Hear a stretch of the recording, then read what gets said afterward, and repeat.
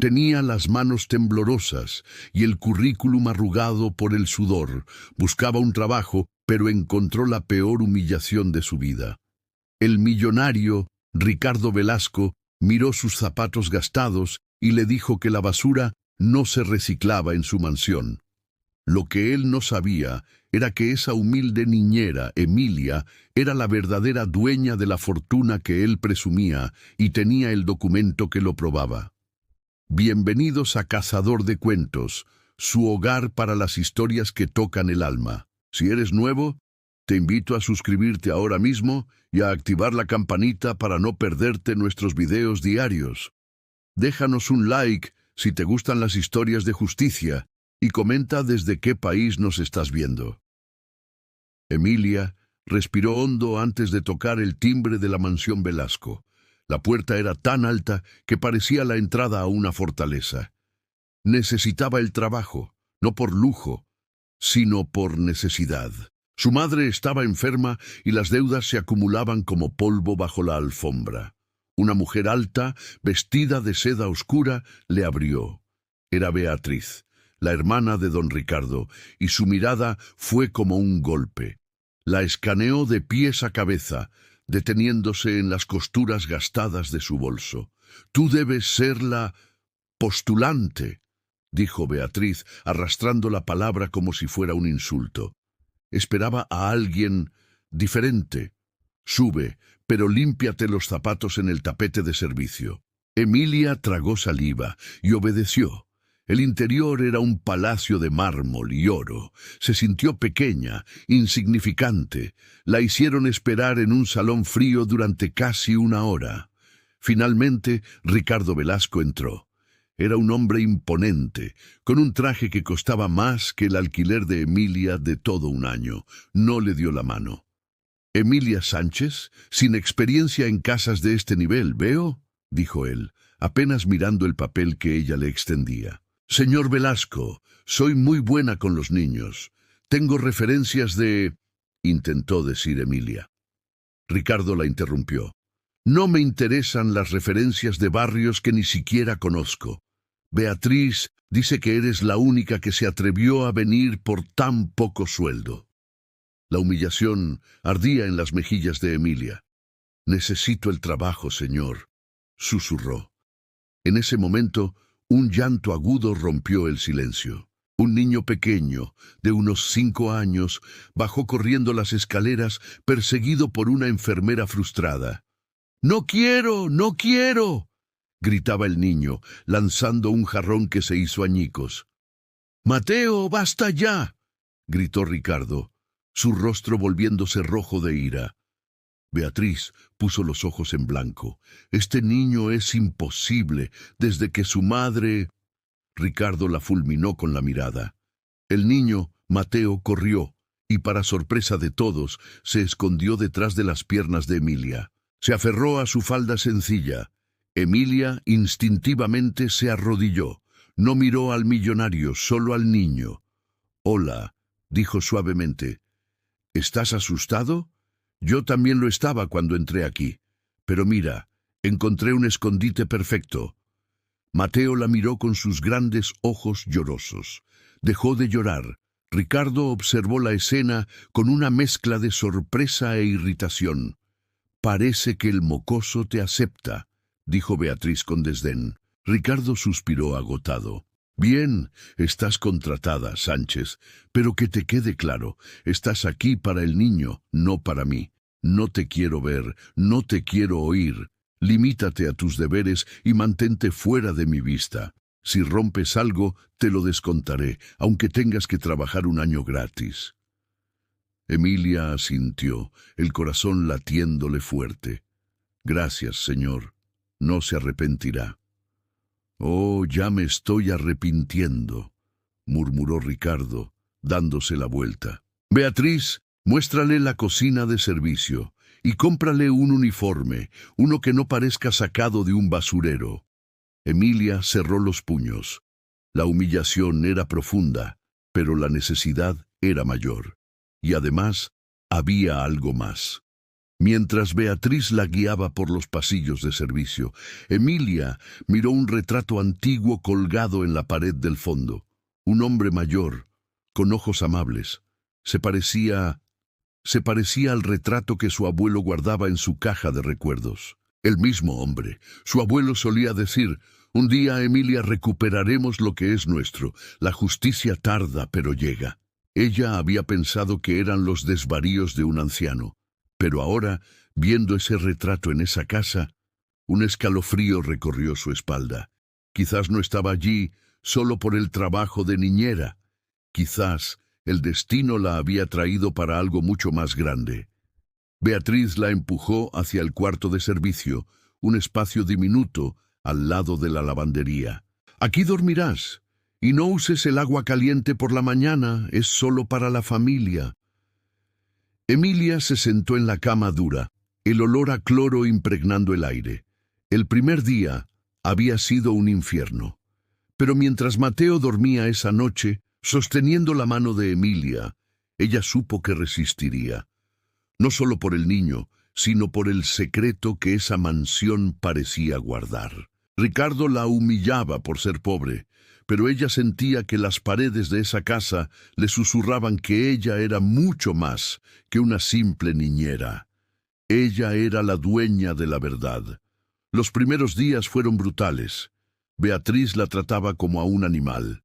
Le asignaba tareas que no eran de niñera: limpiar los establos, pulir la plata antigua, incluso lavar el auto de lujo de Ricardo a mano bajo el sol abrasador. «Una niñera debe saber hacer de todo, ¿no, querida?», le decía Beatriz con una sonrisa venenosa. Ricardo lo veía, pero no decía nada. Para él, Emilia era invisible, un mueble más. La humillación más grande ocurrió durante una cena importante.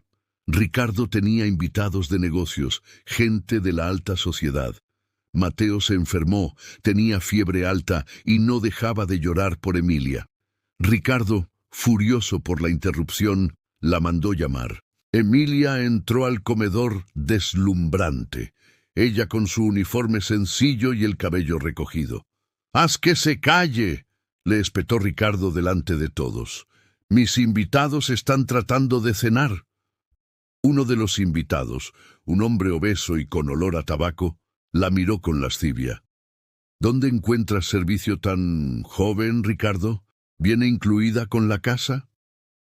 Las risas resonaron. Emilia sintió que las lágrimas picaban en sus ojos. Tomó a Mateo en brazos, ignorando las miradas. «Tiene fiebre, señor. Necesita medicina y un baño frío». Ricardo la agarró del brazo, apretando con fuerza. «No me importa lo que necesite. Llévalo a tu cuarto y no salgas de allí hasta que se calle. No arruinarás mi negocio». La soltó con un empujón. Emilia casi cayó, pero logró sostener a Mateo. Salió del comedor con la dignidad que pudo reunir mientras escuchaba a Beatriz reírse. «Pobrecita, Ricardo, casi llora. Deberías tener cuidado, dicen que estas pobrezas son muy sensibles». Esa noche, mientras acunaba a Mateo, Emilia lloró en silencio. Lloró por la humillación, por la injusticia, pero mientras miraba el rostro dormido del niño, su tristeza se convirtió en rabia, una rabia fría. Miró por la ventana el retrato de su abuelo en el pasillo lejano. «Te lo prometo, abuelo», susurró. «No me iré. Descubriré la verdad. No importa cuánto me humillen. Pronto sabrán quién soy». El millonario creía que la había aplastado, pero solo había despertado al león. Ella no era solo una niñera pobre, era una Sánchez, y los Sánchez no se rinden. Emilia comenzó a moverse por la mansión con un propósito renovado. Ya no era solo una empleada, era una investigadora. Durante sus pocas horas libres, generalmente de madrugada cuando todos dormían, exploraba la casa. Se sentía culpable por dejar a Mateo, pero el niño parecía entender su urgencia. «¿Buscas fantasmas, Emi?», le preguntó él una vez, medio dormido. «Algo así, mi amor. Busco la historia de esta casa», le respondió ella. Su objetivo principal era el despacho de Ricardo. Era el único lugar, aparte de los dormitorios principales, que Beatriz mantenía cerrado con llave. Emilia notó que Beatriz entraba allí todas las noches antes de cenar. Pero fue Mateo quien le dio la primera pista real. El niño, que ahora seguía a Emilia como una sombra, estaba jugando con un viejo llavero que encontró en el jardín. «Era de mami», dijo, mostrándole una pequeña llave de plata oxidada. «Tía Beatriz me lo quitó. Dijo que era basura». Emilia sintió un vuelco en el corazón. La llave era antigua, ornamentada. «¿Puedo verla, Mateo?» Esa noche, después de que Ricardo y Beatriz salieran a una gala, Emilia probó la llave en la cerradura del despacho. Hizo clic. El corazón le latía en la garganta. Abrió la puerta lentamente. El despacho estaba oscuro, olía a cuero viejo y tabaco caro. A la luz de la luna, vio las paredes cubiertas de libros y un enorme escritorio de caoba. Y allí, sobre la chimenea, estaba el retrato original del hombre que ella reconoció. Su bisabuelo, don Octavio Sánchez. Debajo del retrato había una placa de bronce. Octavio Sánchez, fundador, 1890-1955. Emilia sintió que el aire le faltaba. Su abuelo tenía razón. Esta era su casa. Esta era su fortuna. Empezó a buscar frenéticamente. Necesitaba pruebas, algo que conectara a Octavio con su abuelo, Arturo Sánchez. Encontró un compartimento secreto en el escritorio, detrás de un falso panel de madera. Dentro había una caja de metal. No estaba cerrada con llave. Dentro encontró un fajo de cartas amarillentas y un documento legal. Era un testamento. El testamento original de don Octavio Sánchez. Lo leyó a la luz de su teléfono. La letra era elegante, pero la tinta estaba desvaída. Decía claramente: «Dejo toda mi fortuna, mis propiedades y mis empresas a mi único hijo, Arturo Sánchez, y a sus descendientes legítimos». Arturo Sánchez, su abuelo. Emilia sintió que las piernas le fallaban. Su abuelo había sido desheredado verbalmente, expulsado por casarse con una mujer pobre, la abuela de Emilia. Pero legalmente, él seguía siendo el dueño de todo. Entonces, ¿quién era Ricardo Velasco? Siguió leyendo. Las cartas eran de Beatriz, dirigidas a su padre, el administrador de don Octavio. Eran cartas de odio y envidia. Hablaban de cómo Arturo había traicionado a la familia y cómo ellos, los Velasco, merecían más. «Papá, tienes que hacer algo. Don Octavio está enfermo. Arturo no merece esto. Nosotros hemos servido a esta familia toda la vida». La última carta era escalofriante. El viejo tonto finalmente murió. Arturo no sabe nada del testamento original. El juez aceptó la copia que preparaste. La fortuna es nuestra, papá. Ricardo será el nuevo dueño. Quemé todo lo demás. Solo guardo esto como recordatorio de nuestra victoria. Emilia se tapó la boca para no gritar. Ricardo Velasco no era un Sánchez. Era el hijo del administrador ladrón. Él y Beatriz habían vivido toda su vida una mentira, una farsa construida sobre un robo. Ricardo no era el dueño. Ella lo era. Emilia era la verdadera dueña de todo. Escuchó el sonido del auto de Ricardo llegando a la mansión. El pánico la invadió. Guardó los documentos en su uniforme, justo cuando la puerta principal se abría. Salió corriendo del despacho, cerrando la puerta con llave justo a tiempo. Corrió por los pasillos de servicio hasta su cuarto.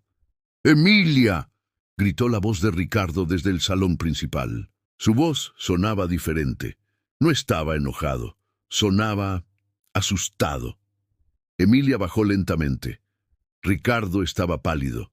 Beatriz estaba llorando histéricamente. «¿Qué pasó, señor?». Ricardo la miró, y por primera vez no la vio como a una niñera, sino como a una persona. «Es Mateo, no está en su cuarto. Mateo ha desaparecido». Emilia sintió que el suelo se abría bajo sus pies.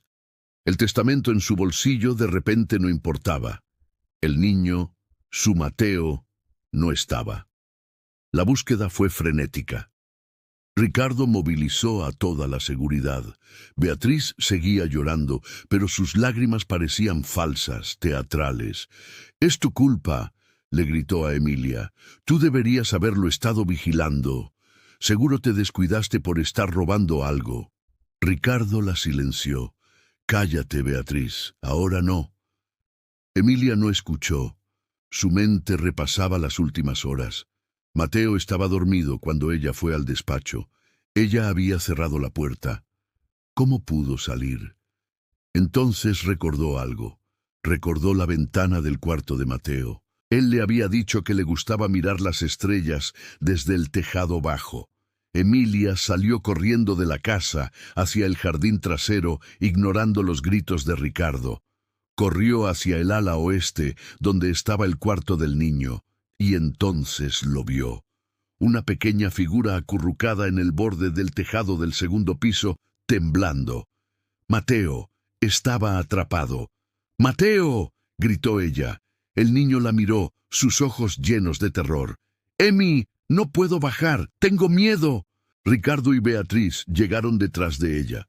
Ricardo palideció al ver a su hijo. «¡Dios mío! ¡Mateo, no te muevas!». Beatriz gritó: «Va a caerse. Es tu culpa, niñera estúpida». Ricardo estaba paralizado por el pánico. Llamó a seguridad para que trajeran una escalera, pero tardarían minutos. Minutos que Mateo no tenía. El niño estaba resbalando. Emilia no lo pensó. Vio una enredadera gruesa que subía por la pared lateral, cerca de la ventana. «Distráelo, Ricardo. Habla con él», le ordenó. Ricardo, sorprendido por su tono de autoridad, obedeció. «Mateo, hijo, mírame. Papá está aquí». Mientras Ricardo hablaba, Emilia corrió hacia la enredadera. Se quitó los zapatos gastados. Sus pies descalzos buscaron agarre en la pared de piedra. Empezó a escalar. Era difícil, las piedras cortaban sus manos y pies, pero no se detuvo. Podía escuchar los sollozos de Mateo. «Aguanta, mi amor. Ya voy por ti», jadeaba ella.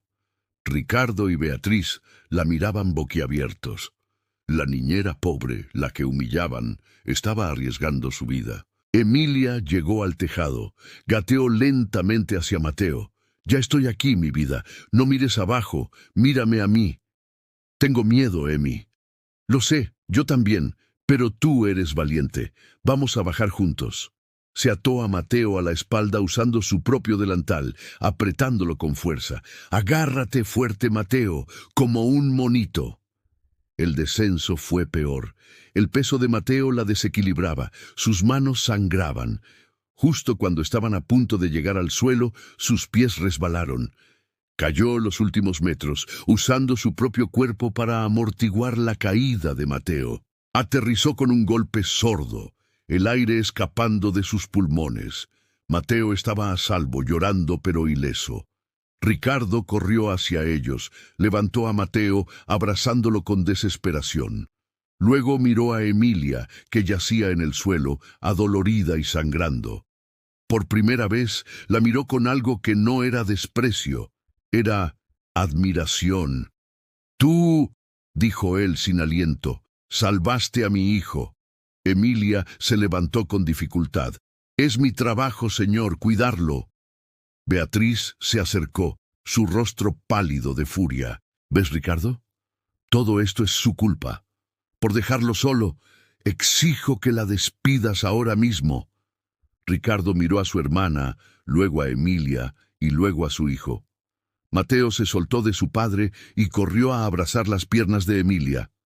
«No, Emi es mi heroína. No te vayas, Emi». Ricardo tomó una decisión. «Beatriz, cállate. Ella se queda». Se volvió hacia Emilia. «Lleva al niño adentro. Cúrale esos rasguños». Mientras Emilia se alejaba con Mateo en brazos, sintió la mirada de Beatriz como dagas en su espalda. Había salvado al niño, pero se había ganado una enemiga mortal, y en su bolsillo, arrugado y manchado de sangre, estaba el testamento. El documento que probaba que el hombre que acababa de mostrarle un destello de humanidad era un usurpador. El millonario la había humillado, pero ahora le debía la vida de su hijo. y ella tenía el poder de destruirlo. Después del rescate, la dinámica en la mansión cambió, pero no para mejor. Se volvió más tensa, como el aire antes de una tormenta eléctrica. Ricardo ordenó al médico de la familia que atendiera las heridas de Emilia. Fueron cortes y moretones profundos. Mientras el médico vendaba sus manos y tobillos, Ricardo observaba desde la puerta, incómodo. «Gracias, Sánchez», dijo secamente, sin saber cómo manejar la gratitud. «No fue nada, señor. Mateo está bien, es lo que importa».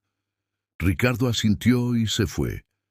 Pero Beatriz no estaba dispuesta a aceptar la nueva posición de Emilia como heroína. Vio el cambio en la mirada de su hermano, y eso la aterrorizó. Esa misma noche, enfrentó a Ricardo en el despacho, el mismo despacho donde Emilia había encontrado la verdad. «Estás cometiendo un error, Ricardo. Esa mujer es un peligro», siseó Beatriz. «Salvó a mi hijo, Beatriz. ¿Qué querías que hiciera? ¿Dejarla sangrando en el jardín? Esa niñera te está manipulando. ¿No lo ves? Primero se gana al niño, ahora se hace la mártir. Seguro ella misma incitó a Mateo a subir al tejado para poder salvarlo». Ricardo la miró con asco. «A veces me enfermas, Beatriz. Lárgate. Emilia se queda». Beatriz salió del despacho temblando de rabia.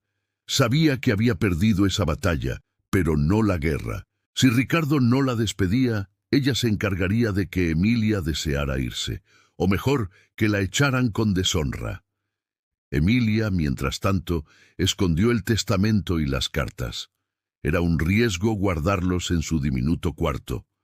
Dobló los papeles cuidadosamente y los metió dentro de la funda de una vieja almohada que nadie usaba. Era su única arma.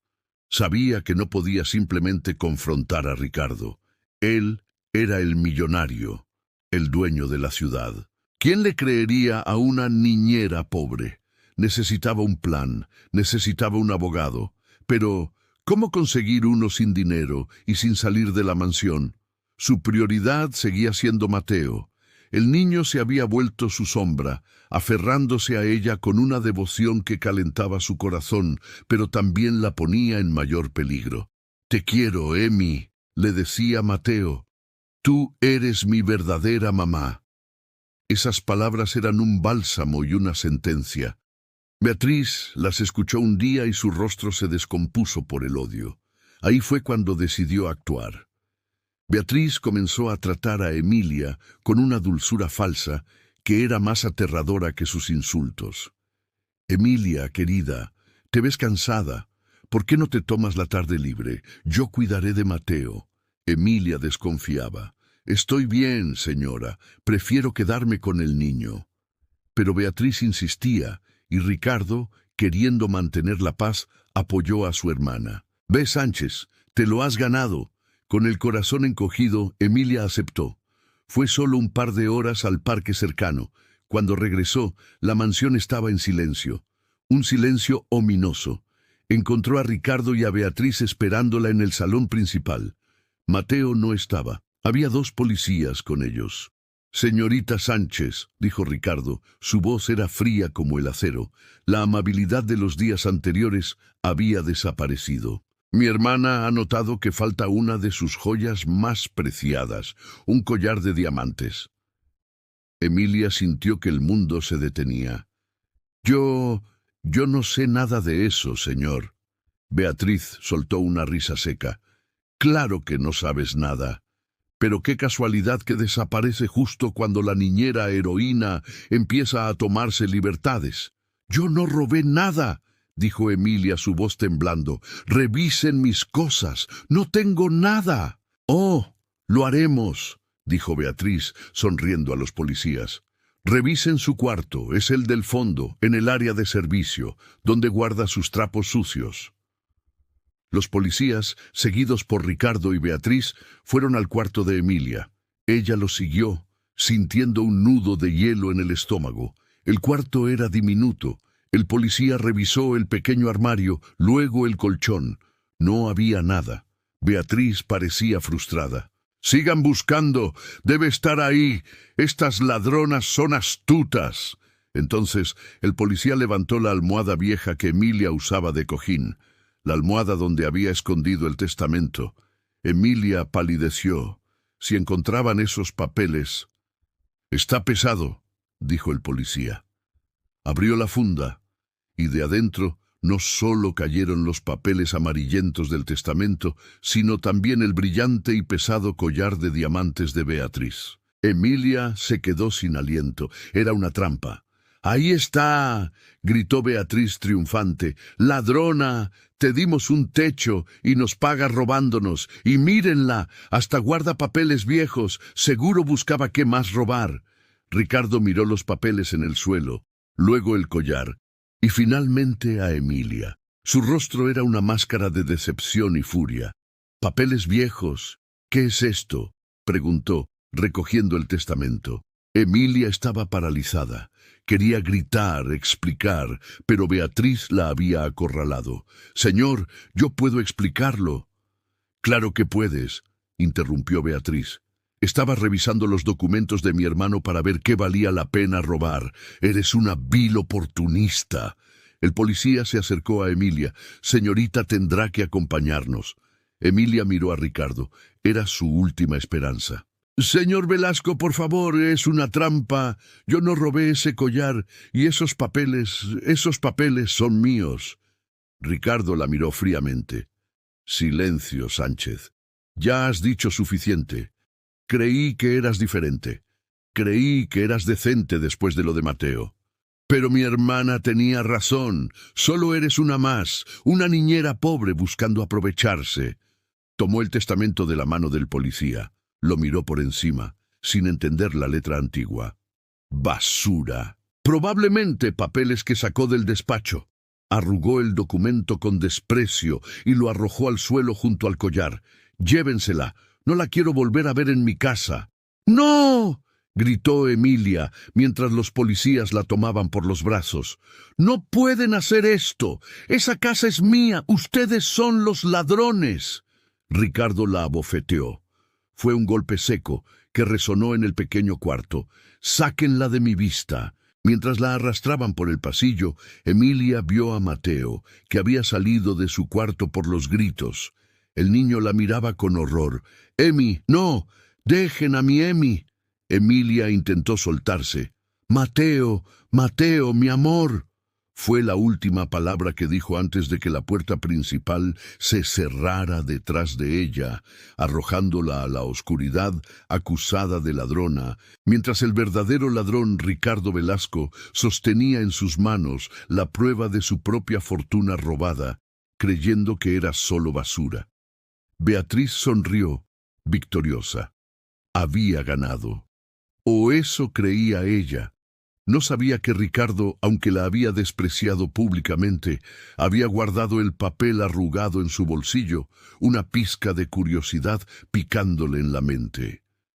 ¿Por qué una niñera guardaría papeles tan viejos con tanto cuidado? El millonario la humilló y la entregó, pero la pista clave estaba ahora en su poder, aunque él aún no lo supiera. Emilia pasó la noche en una celda fría. Fue la peor noche de su vida. La humillación era total. No solo la habían echado, sino que la habían marcado como ladrona.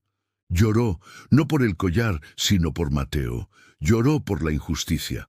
A la mañana siguiente, un abogado joven de traje gastado pero ojos inteligentes apareció en la estación. «Señorita Sánchez, me llamo David Herrera. Alguien pagó su fianza».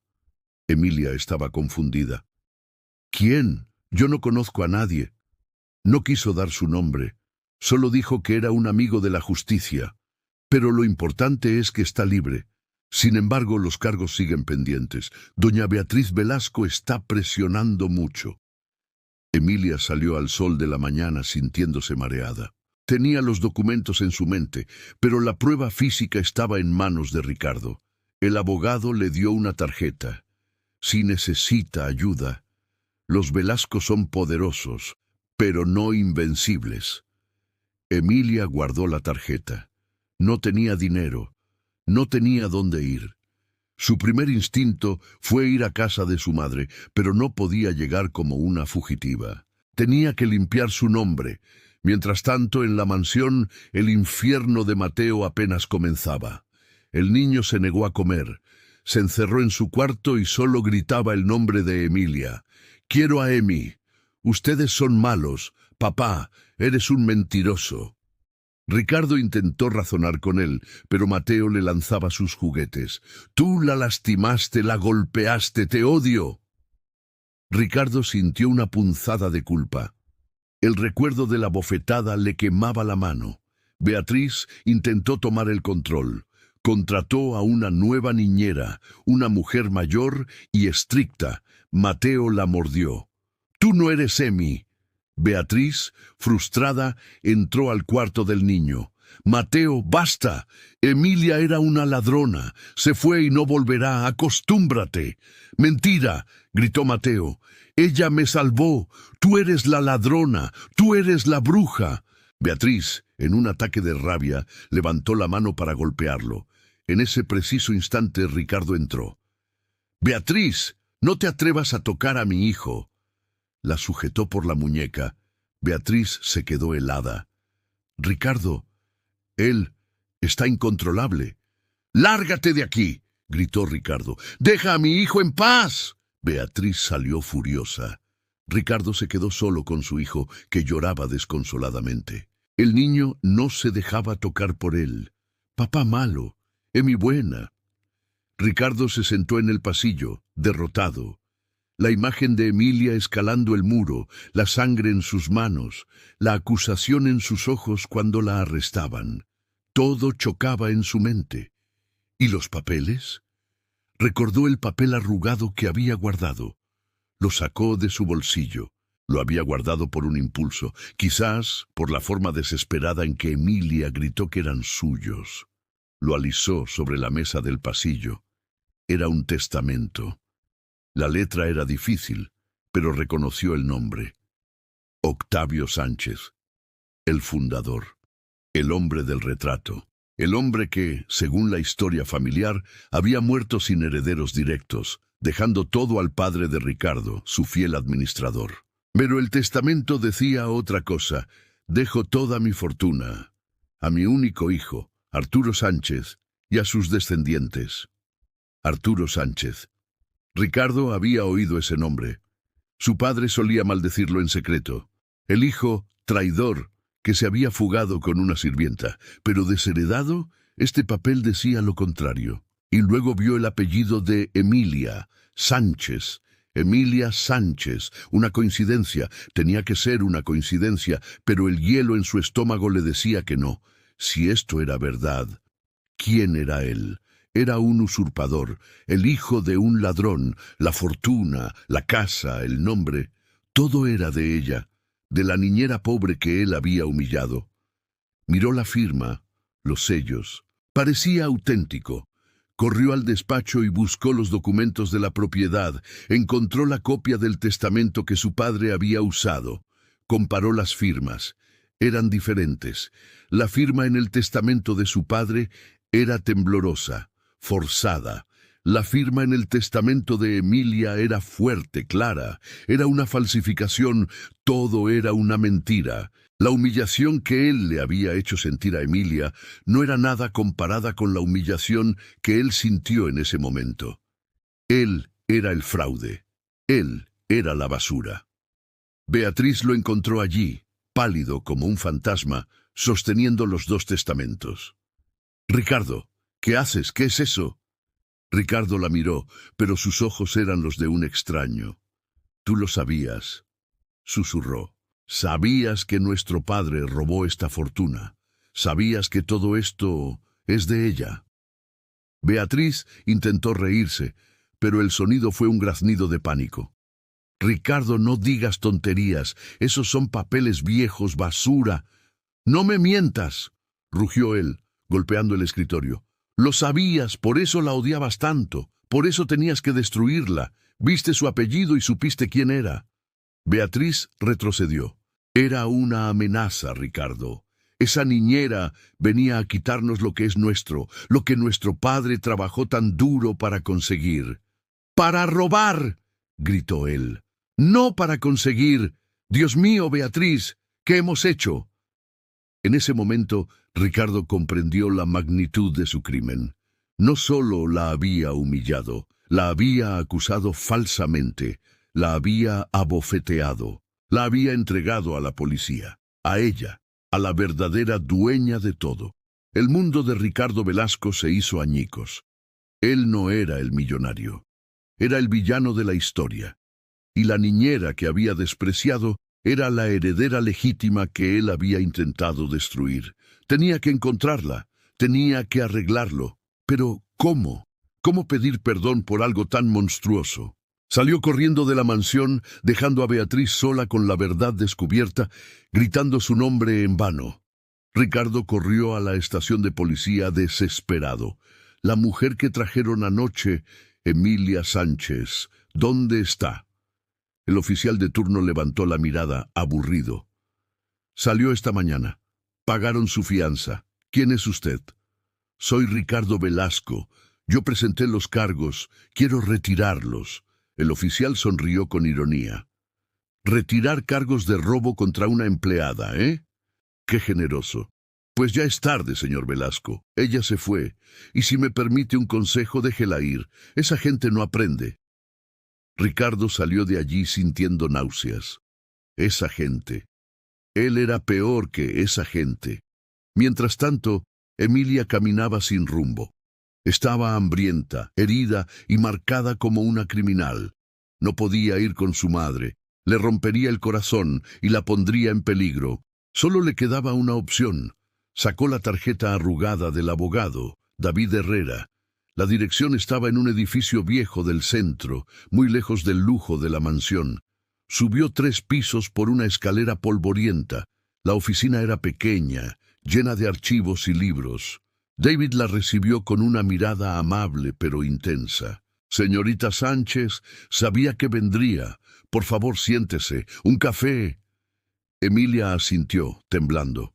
¿Por qué me ayudó? ¿Quién pagó la fianza? David cerró la puerta. Fui yo, o mejor dicho, la fundación para la que trabajo.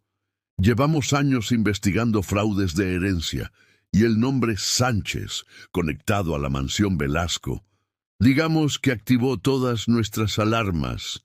Emilia lo miró fijamente. ¿Usted sabe quién soy? Sospechaba quién eras, corrigió David. Mi organización fue fundada por empleados despedidos injustamente por el padre de Ricardo, Armando Velasco. Hemos estado buscando una grieta en su imperio durante una década. Y entonces apareciste tú. Y luego, el cargo de robo. Fue demasiado conveniente. Beatriz Velasco es descuidada cuando entra en pánico. Tengo la prueba, susurró Emilia. Encontré el testamento original de mi bisabuelo, Octavio Sánchez, el que nombra a mi abuelo Arturo como único heredero. Los ojos de David se abrieron de par en par. ¿Lo tienes? El rostro de Emilia se derrumbó. No, quedó en la mansión, Ricardo. Ricardo lo recogió, pero pensó que era basura. Él me abofeteó y me echó. David se pasó la mano por el cabello. Esto es malo, muy malo. Si Ricardo y Beatriz tienen el testamento, lo destruirán. No lo sé, dijo Emilia, recordando la mirada de Ricardo. Él vio el nombre. Creo que él no sabía nada. Creo que Beatriz es la que miente. Eso no importa, dijo David, volviéndose práctico. Ricardo se benefició de un crimen. Es cómplice, lo supiera o no. Ahora mismo, Emilia, eres la persona más buscada de la ciudad. Beatriz no se detendrá ante nada para silenciarte. En la mansión, Ricardo regresó y encontró a Beatriz en el despacho, tratando de forzar la caja fuerte. «No encontrarás nada ahí, Beatriz», gritó él. «¿Qué estás haciendo?» «Salvando nuestro futuro», gritó ella histérica. «Esa niñera nos va a destruir. Tenemos que quemar esos papeles. Ricardo, dame el testamento que recogiste». Ricardo la miró con frío desprecio. «Así que es verdad. toda nuestra vida, una mentira. Era nuestro derecho, chilló Beatriz.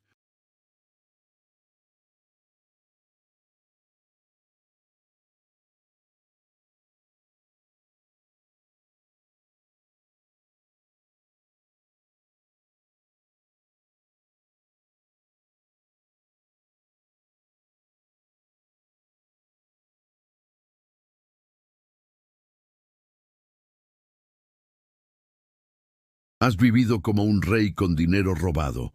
¿Crees que ella te perdonará?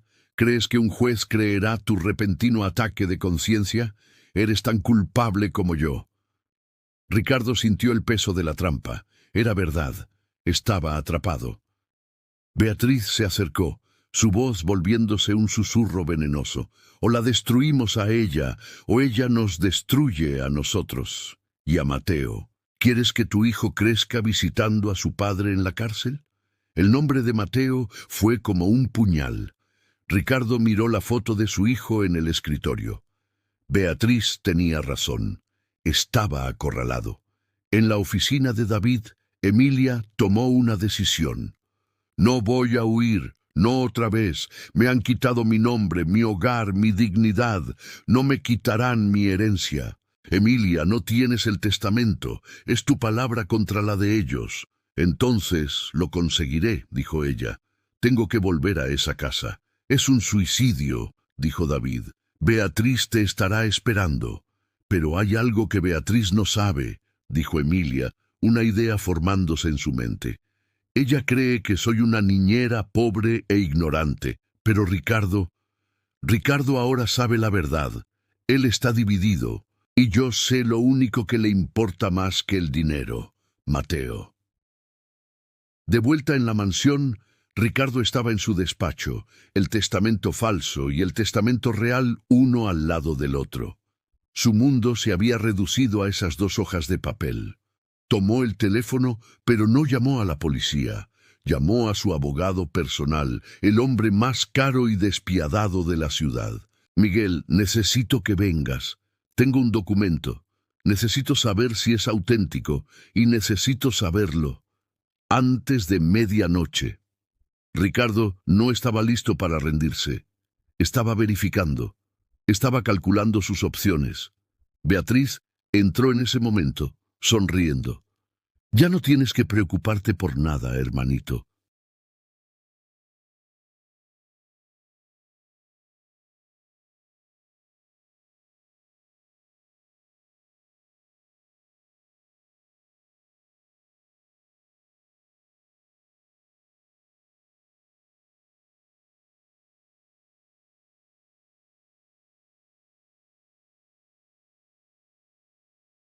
¿Qué hiciste, Beatriz?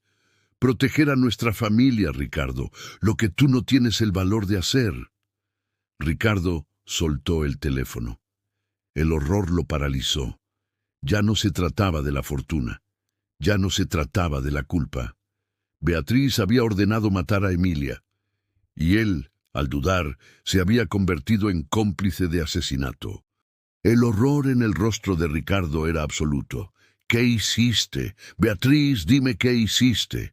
Lo que se debe hacer, no dejar cabos sueltos, gritó ella, sus ojos brillando con una locura fría. Ricardo la empujó a un lado, agarró el testamento original, el verdadero, el de Emilia. Se lo metió en el bolsillo de la chaqueta. Cogió las llaves de su auto deportivo, el que Emilia había lavado. Ricardo, ¿a dónde vas? Ricardo, no te atrevas a traicionarnos. Tú no eres mi familia, dijo él, su voz rota. Eres un monstruo. Salió corriendo del despacho. Ya no le importaba la fortuna, ni el nombre, ni la humillación. Solo le importaba una cosa: encontrar a Emilia antes de que los hombres de Beatriz lo hicieran. Sabía que no podía llamar a la policía. Beatriz tenía contactos en todas partes. Estaba solo en esto. Mientras corría hacia el garaje, pasó por el cuarto de Mateo.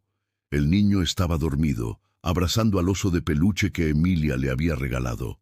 El corazón de Ricardo se partió. «Perdóname, hijo», susurró. Salió a toda velocidad de la mansión, los neumáticos chirriando sobre la grava. Mientras tanto, en la pequeña oficina de David, el plan se estaba solidificando. No puedes volver allí, Emilia, es lo que ella espera.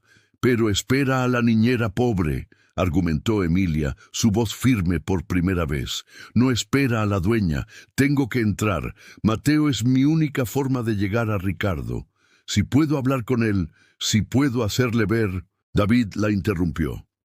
Emilia, el Ricardo que abofeteaste y entregó a la policía no es un hombre que vea la razón, es un cobarde. Es un padre, dijo ella, y ahora mismo su hijo está sufriendo. Yo soy la única que puede calmar a Mateo. Beatriz lo sabe, Ricardo lo sabe, usaré eso. Usaré su desesperación por su hijo para que me escuche. Era un riesgo enorme. David lo sabía, pero también vio la determinación de acero en sus ojos. Esta no era la mujer asustada que había llegado a su oficina esa mañana. Era la heredera Sánchez. «Está bien», dijo David, rindiéndose. «Tengo un contacto en la seguridad de la mansión. Uno de los pocos que Armando Velasco no corrompió. Está viejo, a punto de retirarse. Odia a Beatriz. Quizás pueda ayudarnos a desactivar las alarmas del ala de servicio». «No», dijo Emilia, «es demasiado arriesgado para él. Entraré como salí, escalando. Conozco la enredadera junto al cuarto de Mateo. Es fuerte. Me sostuvo a mí y al niño. Me sostendrá a mí sola». David estaba horrorizado. «¿Vas a escalar la mansión en mitad de la noche? No tienen cámaras en esa pared. Está demasiado alta. Beatriz es arrogante. Nunca pensaría que la niñera que humilló volvería por el tejado». La audacia del plan era su única ventaja. «Iré contigo», dijo David. «Te esperaré abajo. Si no sales en una hora, si no salgo en una hora, llama a la policía. Diles todo. Usa a tu fundación. Haz un escándalo. Haz que el nombre Velasco sea sinónimo de ladrón». Se pusieron en marcha. El viejo auto de David se dirigió hacia los barrios ricos tomando las calles traseras. En otra parte de la ciudad, Ricardo conducía como un loco. ¿Dónde la buscaría? La dirección de su madre era lo único que tenía. Pero, ¿a dónde habría ido? Entonces lo golpeó como un rayo. La fianza. Alguien la había pagado. No podía ser la madre. Tenía que ser alguien más. El abogado, David Herrera. Ricardo conocía ese nombre. El abogado de poca monta que siempre estaba hurgando en los asuntos de su empresa. ¡Claro! Herrera la tenía, y si Herrera la tenía, no la escondería, la usaría para atacar. El auto de David se acercaba a la mansión Velasco por el lado oeste, el lado oscuro, el que daba al bosque. «Ahí», susurró Emilia. «Detente aquí, apaga las luces». David estacionó bajo la sombra de un árbol antiguo. «Emilia, piénsalo una vez más». «Ya lo pensé», dijo ella. «Espérame». Salió del auto y se movió entre las sombras, una figura ágil vestida de oscuro. Llegó al pie de la pared. La enredadera estaba allí, como una escalera esperando por ella. Respiró hondo, agarró la primera rama y empezó a subir justo cuando, a lo lejos, el rugido de un motor deportivo y las luces de un sedán oscuro se acercaban a toda velocidad por el camino principal. La confrontación era inminente. Emilia subió con la desesperación dándole fuerza. Sus manos, aún vendadas por debajo de los guantes que David le había dado, dolían, pero su determinación era más fuerte. Cada rama de la enredadera era un peldaño hacia la justicia. Llegó al balcón del cuarto de Mateo. La puerta de cristal, como recordaba, estaba sin seguro. Se deslizó dentro de la habitación oscura. El niño estaba en su cama, hecho un ovillo, sollozando en sueños. «Emi, no te vayas». Emilia sintió que el corazón se le partía. Se arrodilló junto a la cama. «Mateo, mi amor, estoy aquí». Los ojos del niño se abrieron de golpe. No gritó. Su rostro se iluminó con una incredulidad pura. «Emi», susurró, lanzándose a sus brazos. «Volviste. Sabía que volverías». «Shh, mi vida. Tenemos que ser muy silenciosos. Vinimos a jugar a los espías», dijo ella, secando sus lágrimas. «Tenemos que salir de aquí». En ese mismo instante, en la entrada principal, el rugido del motor del auto deportivo de Ricardo llenó la noche. Frenó bruscamente frente a la puerta de hierro forjado, bloqueando la entrada. Segundos después, el sedán oscuro de los hombres de Beatriz frenó detrás de él, atrapándolo. 2 hombres corpulentos bajaron. «Señor Velasco, qué sorpresa», dijo uno de ellos con una sonrisa siniestra. «La señora Beatriz nos pidió que nos aseguráramos de que la propiedad estuviera tranquila». «¡Quítense de mi camino!», gritó Ricardo bajando de su auto. «Están en mi propiedad». «De hecho», dijo el otro hombre, sacando un arma y apuntando tranquilamente al suelo. «Estamos en propiedad de la señora Beatriz, y ella nos dio órdenes claras. Nadie entra. Y sobre todo, usted no sale. Dijo que usted podría estar emocionalmente inestable». Ricardo se quedó helado. Beatriz lo había encerrado fuera de su propia casa, lo había declarado loco, incompetente. Era una trampa perfecta. Beatriz, desde la ventana del salón principal, observaba la escena con una copa de vino en la mano. Vio a su hermano, atrapado, vio a los hombres que había contratado, sonrió. Todo estaba bajo control. Corrió al panel de seguridad central y activó el cierre total. Un sonido metálico resonó por toda la mansión, mientras todas las puertas y ventanas se sellaban magnéticamente. En el pasillo del segundo piso, Emilia, que cargaba a Mateo, oyó el ruido. Las luces de emergencia rojas parpadearon. «Emi, tengo miedo. Es la alarma de la bruja», dijo Mateo, escondiendo su rostro en el cuello de ella. Emilia corrió hacia la escalera de servicio. Estaba bloqueada. La puerta de acero contra incendios estaba sellada. Estaban atrapadas. David, observando desde la oscuridad del bosque, vio la confrontación en la puerta. Vio el arma. Vio las luces de cierre de la mansión. Esto ya no era un caso civil. Era un intento de asesinato y un secuestro. Sacó su teléfono y marcó el número de la policía, el que ya tenía preparado. «Comisario, soy David Herrera. Tengo un secuestro en curso y amenaza armada en la mansión Velasco, en el número 1400 de la colina. La heredera legítima, Emilia Sánchez, está atrapada adentro con el hijo menor. Los usurpadores están armados y han sellado la propiedad». El escándalo había comenzado. Emilia no tenía opción. Solo había una salida, la escalera principal. Bajó lentamente, su corazón latiendo contra sus costillas, protegiendo a Mateo.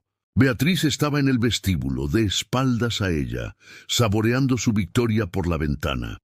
«Beatriz», dijo Emilia. Su voz era tranquila, pero cortó el silencio como un cuchillo. Beatriz se dio la vuelta, pálida de sorpresa. Su rostro se contrajo en una máscara de odio puro. «Tú, maldita rata, ¿cómo?» «Vine por lo que es mío», dijo Emilia, bajando el último escalón. Puso a Mateo detrás de ella. «Vine por mi casa y por mi buen nombre. Morirás aquí, ladrona», siseó Beatriz. Corrió hacia el escritorio antiguo del vestíbulo y abrió un cajón.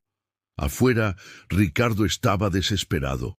Escuchó la voz de Emilia, amplificada por el intercomunicador de la puerta que Beatriz había dejado abierto. «¡Emilia! ¡Emilia! ¡Sal de ahí!». Se volvió hacia los guardias.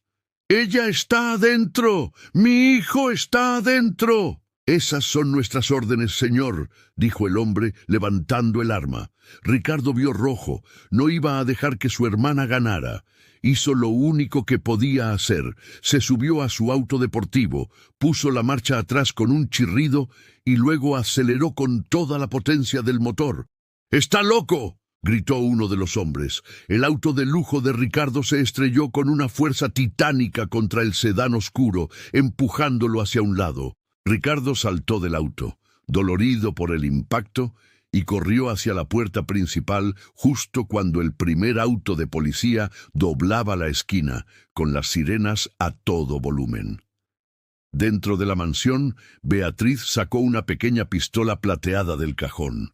«Todo esto es mío», gritó, apuntando a Emilia. «Mi padre trabajó por esto. Yo lo trabajé. No dejaré que una niñera pobre me lo quite». «No te pertenece, Beatriz, y lo sabes», gritó Emilia. Justo en ese momento, Ricardo, usando una llave de emergencia escondida bajo una piedra, logró abrir la puerta principal y entró corriendo. Se detuvo en seco. Vio a Emilia, valiente, protegiendo a su hijo, y vio a su hermana, apuntándoles con un arma. «¡Ricardo!», gritó Beatriz. «¡Mátala! ¡Ayúdame! ¡O lo perderemos todo!». Ricardo miró a Emilia, luego a su hijo y luego al arma. En su bolsillo, el testamento original de Octavio Sánchez ardía contra su piel. «¡Beatriz, se acabó!», gritó Ricardo, caminando lentamente hacia el centro de la habitación. Sacó el testamento. «La policía está aquí. Tengo la prueba. Es de ella. Todo esto siempre ha sido de ella». «Dame ese papel», exigió Beatriz, su mano temblando. «O la mato a ella y al niño». «No», dijo Ricardo, su voz firme por primera vez en su vida. Hizo su elección. El gran giro no era solo la herencia, era su redención. Dio un paso deliberado y se paró directamente frente a Emilia y Mateo, usando su propio cuerpo como escudo. «No lastimarás a mi hijo, y no la lastimarás a ella». Se acabó la mentira. Beatriz gritó, un sonido animal de rabia y desesperación. «Entonces muere con ella, traidor». El sonido del disparo fue ensordecedor en el vestíbulo de mármol. Emilia gritó. Mateo se escondió. Ricardo se quedó quieto por un segundo, una mirada de sorpresa en su rostro. Luego, lentamente, se desplomó de rodillas, una mancha roja expandiéndose rápidamente en su camisa blanca. Cayó al suelo, el testamento original cayendo de su mano y deslizándose por el suelo pulido. En ese exacto segundo, las puertas principales se abrieron de golpe. La policía, alertada por David, entró con las armas en alto. «¡Policía! ¡Suelte el arma! ¡Suelte el arma ahora!». Beatriz miró la pistola en su mano, luego a su hermano sangrando en el suelo, y luego a la docena de policías que le apuntaban. La trampa se había cerrado, pero no sobre Emilia, sobre ella. El caos se apoderó del vestíbulo. Beatriz soltó la pistola, que cayó con un ruido sordo sobre el mármol. Su rostro estaba vacío, en shock. Yo no quería», balbuceó, mientras los policías la rodeaban, la esposaban y le leían sus derechos. «Todo es culpa de ella. Esa niñera me obligó. Ricardo, diles. Diles que es mentira». Pero Ricardo no podía decir nada. Emilia corrió hacia él, el terror ahogando su ira. Mateo gritaba, «¡Papá! ¡Papá!». Emilia se arrodilló al lado de Ricardo, arrancándose un trozo de tela de su propia ropa para presionar la herida en su pecho. La sangre brotaba, caliente y oscura, cubriendo sus manos. «Ricardo, quédate conmigo», le gritó. «Llamen a una ambulancia, rápido». Ricardo la miró, sus ojos vidriosos por el dolor. Intentó hablar, sus labios se movieron. «Emilia, el papel». Su mirada se desvió hacia el testamento original, que yacía a pocos centímetros de su mano inerte, manchado con su propia sangre. «Es tuyo», susurró. «Todo tuyo. Perdón a Mateo». Sus ojos se cerraron. «No, Ricardo, no te vayas», gritó Emilia, presionando la herida con más fuerza. David Herrera entró corriendo, justo detrás de la policía. Vio la escena.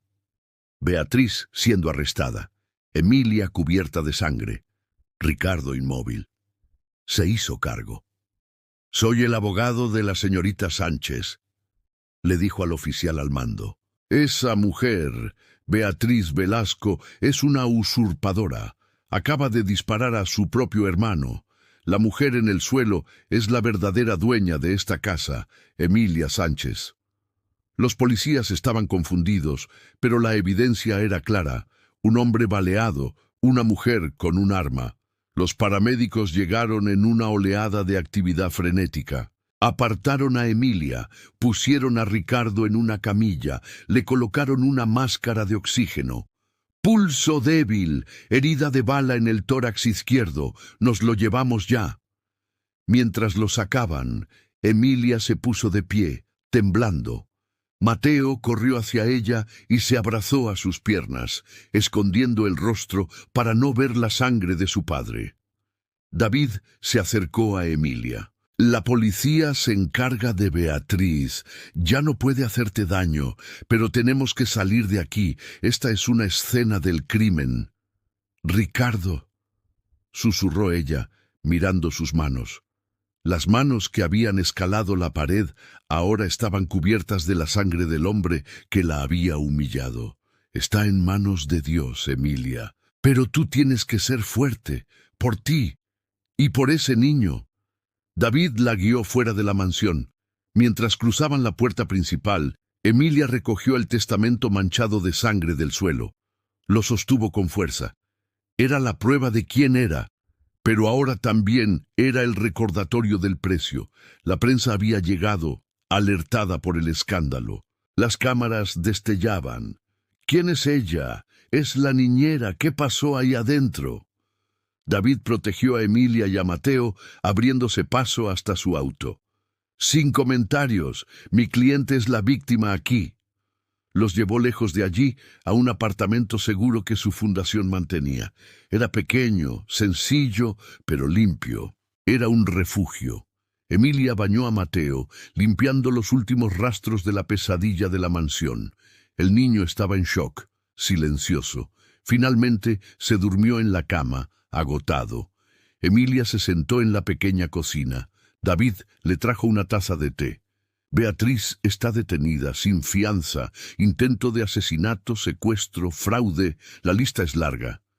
¿Y Ricardo?, preguntó ella, su voz apenas un susurro. Lo están operando de urgencia. Perdió mucha sangre. Es grave. Emilia miró el testamento sobre la mesa, el documento que lo empezó todo. Había vuelto a la mansión como una niñera buscando justicia, pero el costo había sido terrible. El millonario que la humilló se había puesto delante de la bala por ella. Había sacrificado su vida, no por la fortuna, sino por ella y por su hijo. Había encontrado su redención en el último segundo. El odio que Emilia había sentido se había disuelto, reemplazado por una confusa mezcla de dolor, compasión y una terrible sensación de responsabilidad. Ella era la dueña, sí, pero ¿a qué precio? Había ganado la casa, la fortuna, pero el hombre que se la había robado yacía entre la vida y la muerte por protegerla. El teléfono de David sonó, rompiendo el silencio denso de la madrugada. Era el hospital. David escuchó, su rostro impasible. Colgó el teléfono y miró a Emilia. Emilia, tengo noticias sobre Ricardo. David tragó saliva. Su rostro profesional luchaba por ocultar la gravedad del momento. Emilia, Ricardo está vivo. Emilia sintió que sus rodillas flaqueaban. El alivio fue tan intenso que casi la derriba, pero David continuó. Está vivo, pero apenas. La bala rozó la arteria principal de su corazón. Los médicos dicen que fue un milagro que llegara vivo al hospital. Lo operaron durante horas. Sobrevivió a la cirugía, pero está en coma. No saben si despertará. Las próximas 48 horas son críticas. Un coma. El hombre que la había abofeteado, que la había llamado basura, ahora yacía en un limbo entre la vida y la muerte, todo por un acto de redención que ella nunca esperó. El millonario arrogante se había ido, reemplazado por un hombre herido que le había dado la única cosa que ella necesitaba, la verdad, comprada con su propia sangre. Los días siguientes fueron un torbellino confuso de abogados, policías y titulares de prensa. La historia explotó. La niñera, que era la verdadera dueña. David Herrera fue implacable. El testamento original, aunque manchado, era legalmente irrefutable. La confesión completa de Beatriz en la estación de policía, donde, en su delirio de rabia, admitió el fraude original de su padre y su propio intento de asesinato, selló su destino. No hubo un juicio largo. Fue una audiencia de emergencia. El juez, revisando las pruebas, declaró a Emilia Sánchez la única y legítima heredera de la fortuna Sánchez, incluyendo la mansión, las empresas y todas las cuentas bancarias que los Velasco habían disfrutado. Beatriz fue sentenciada a décadas de prisión por fraude, intento de asesinato y secuestro. No volvería a ver la luz del día como una mujer libre. Una semana después del tiroteo, Emilia regresó a la mansión. Esta vez entró por la puerta principal, no como una niñera, sino como la dueña, pero no se sintió como una victoria. La casa estaba silenciosa, fría. Los empleados que Beatriz había contratado se habían ido, temerosos del escándalo. El único que la acompañaba era Mateo. El niño se aferró a su mano, sus pequeños ojos mirando con miedo el gran vestíbulo de mármol. «Emi», susurró. «Aquí fue donde papá se durmió con la mancha roja». El corazón de Emilia se rompió. Se arrodilló frente a él. «No, mi amor. Aquí fue donde tu papá se convirtió en un héroe, salvó nuestras vidas, pero esta casa tiene recuerdos tristes. ¿Sabes qué haremos? La cambiaremos toda. Pintaremos las paredes, pondremos tus dibujos en todos lados. Esta ya no es la casa de la bruja. Esta es nuestra casa, tuya y mía». Lo primero que hizo fue contratar a una compañía de limpieza y ordenó que sacaran todo lo que pertenecía a Beatriz. Quería borrar su presencia venenosa, pero no tocó el despacho de Ricardo. No todavía. Su batalla legal había terminado, pero su batalla emocional apenas comenzaba. Iba al hospital todos los días. Se sentaba junto a la cama de Ricardo. Él seguía inmóvil, pálido, conectado a un laberinto de tubos y máquinas que pitaban suavemente. Los médicos no eran optimistas. «Señorita Sánchez, su cuerpo está sanando, pero su mente no parece querer volver». Emilia miraba su rostro, ahora sin la arrogancia ni el desprecio. Parecía más joven, vulnerable.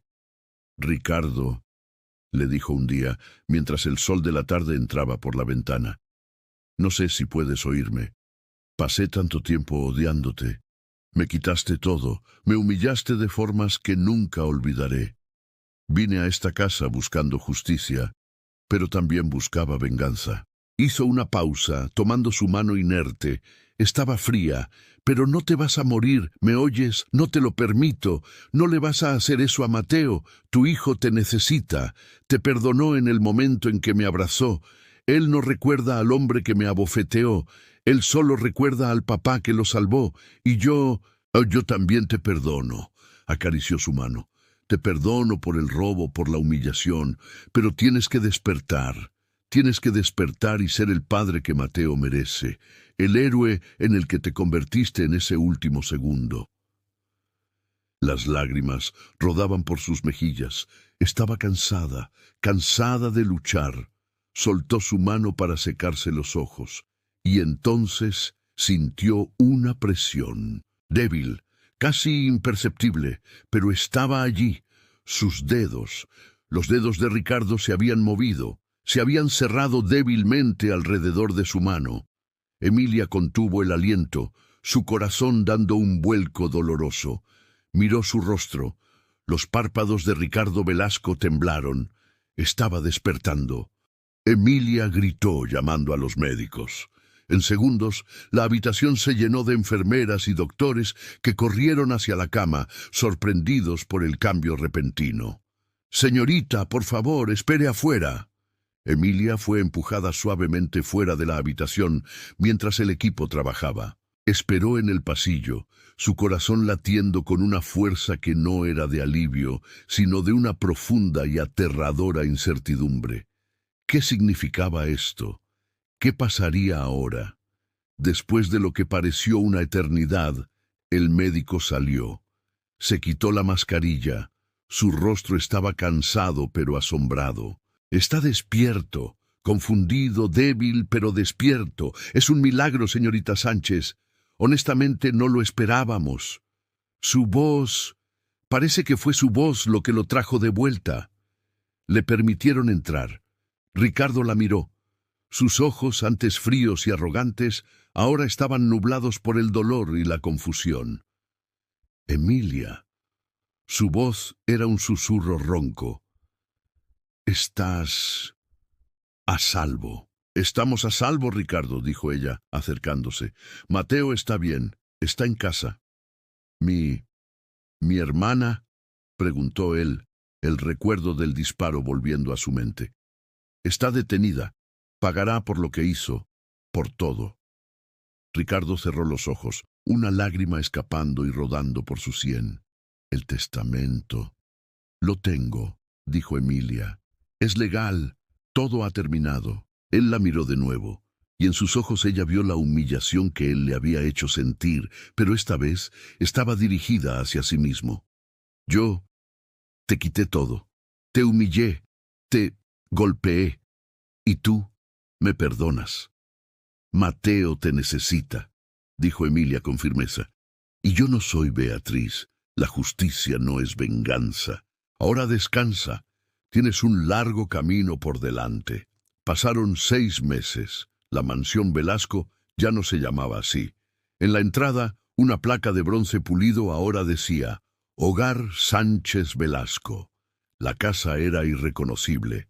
Emilia había usado una parte de su fortuna para redecorar, reemplazando el mármol frío y el oro ostentoso con maderas cálidas, colores vibrantes y luz. Las paredes estaban cubiertas de las pinturas de Mateo. El despacho de Ricardo, antes un santuario de poder robado, era ahora una sala de juegos. Emilia había tomado el control de las empresas Sánchez. Con David Herrera a su lado, como su principal abogado y consejero, inició una reestructuración masiva. Despidió a los ejecutivos corruptos que habían sido cómplices de los Velasco y promovió a empleados honestos. Creó una fundación para ayudar a familias de bajos recursos, la misma que ahora pagaba las facturas médicas de la madre de Emilia, que recibía el mejor tratamiento. Y Ricardo sobrevivió. Su recuperación fue lenta y dolorosa. Cuando salió del hospital, tuvo que enfrentar a la justicia, pero su caso era complejo. Había vivido del fraude, sí, pero su testimonio contra Beatriz fue crucial. Y luego estaba el testimonio de Emilia. Ella subió al estrado y no pidió venganza. «Ricardo Velasco cometió crímenes», dijo al juez, «pero en el momento final arriesgó su vida para salvar la mía y la de su hijo. Se enfrentó a la verdad y eligió la redención. No pido cárcel para él. Pido que se le dé la oportunidad de ser el hombre que su hijo cree que es». Ricardo lo perdió todo. La ley le quitó cualquier derecho a la fortuna que había usurpado. Salió del tribunal sin un centavo a su nombre, solo con la ropa que llevaba puesta. Emilia lo estaba esperando afuera. Él la miró avergonzado, sin saber qué decir. «No eres un millonario, Ricardo», le dijo ella suavemente, «pero puedes ser un padre». Hoy Ricardo vive en la mansión. No como el dueño, sino como un invitado permanente. Pasa sus días con Mateo, le enseña a montar a caballo en los establos que antes despreciaba. Juegan en el despacho que se convirtió en sala de juegos. Por las noches, los tres cenan juntos en la gran mesa. Emilia, la dueña de todo; Ricardo, el hombre que encontró su humanidad en la ruina; y Mateo, el niño que los unió a ambos. Ya no había humillación, solo había perdón. Ya no había clases, solo había una familia. La niñera pobre no solo había recuperado su herencia, había recuperado su dignidad y en el proceso le había dado una nueva vida al hombre que intentó destruirla. Había demostrado que la verdadera riqueza no estaba en el oro o en los títulos, sino en la fuerza del perdón. Gracias por acompañarnos en esta tormenta de emociones aquí en Cazador de Cuentos. Si esta historia de justicia y redención tocó tu corazón, por favor, regálanos un like y suscríbete ahora mismo para que nuestra familia siga creciendo. No olvides activar la campanita para ser el primero en ver nuestros videos diarios. Cuéntanos en los comentarios qué lección te dejó la decisión de Emilia. ¿Crees en el poder del perdón? Nos vemos en la próxima historia.